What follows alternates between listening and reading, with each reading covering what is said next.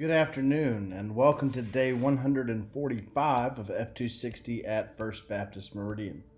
Today we look at Nehemiah chapter 12 as we're coming to a close in this book that tells us the history of the Jewish people after the return from exile, from those who did come back from exile. If you'll remember, when we were back in Ezra several weeks ago, the first several chapters of the book really aren't about Ezra at all. They feature a man by the name of Zerubbabel who had been charged to rebuild the Jewish temple. That was priority one when they got back from exile, and they started that in 536. But due to multiple obstacles and opponents, that project got put on hold for more than 10 years, and the temple was not built in earnest until 521 to 516 BC. And there in Ezra chapter 6, when the temple was completed, what did they do? They had this rededication ceremony, or this dedication ceremony, you might say, for the newly built temple. Well, fast forward, that was 521 to 516. Fast forward, because the second half of Ezra is about Ezra, who comes as a spiritual leader to lead the people in the study and observance of the law and the covenant. And then Nehemiah comes about 14 years later to lead the people in the next phase of building, rebuilding the city walls, and then ultimately the city itself. This is what we saw in chapter 11.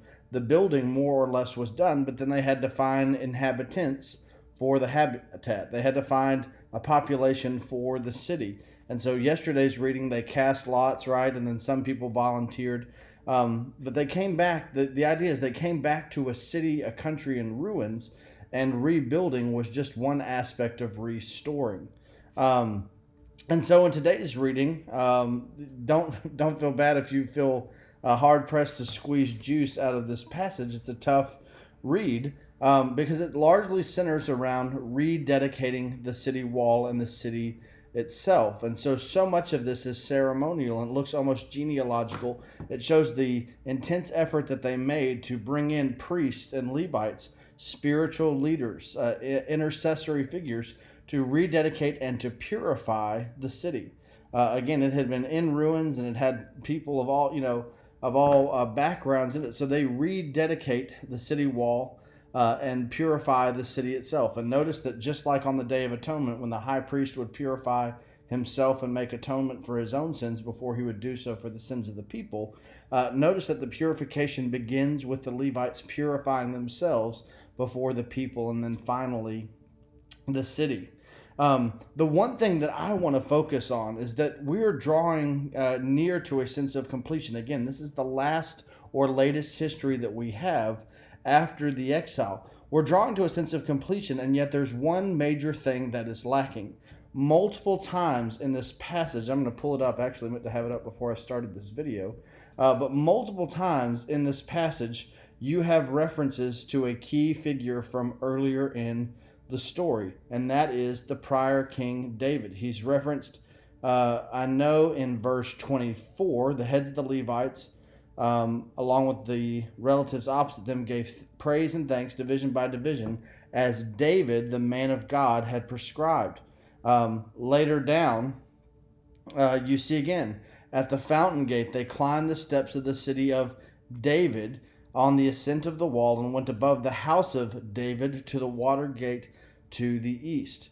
And down in 45 and 46, they performed the service of their God and the service of purification along with the singers and gatekeepers as David and his son Solomon had prescribed.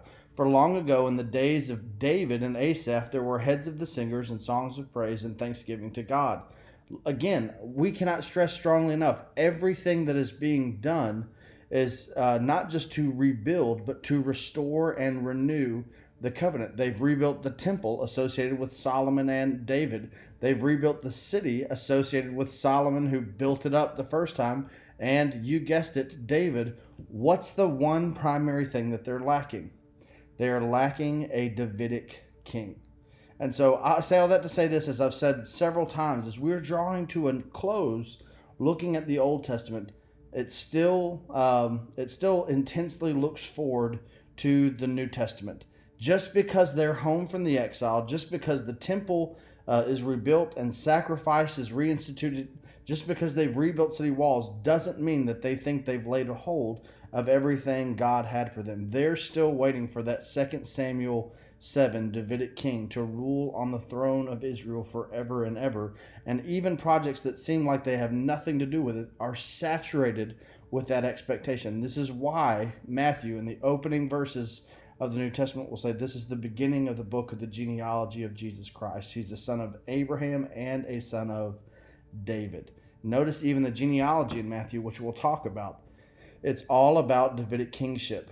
From the covenant with Abraham to the rise of the Davidic kingship, from Solomon to the fall of the Davidic kingship, and then from the exile until the ultimate restoral, renewal, and fulfillment of Davidic kingship in Jesus Christ, the Messiah. Keep reading, keep reflecting, keep responding, and we'll continue with this discussion on Monday. God bless.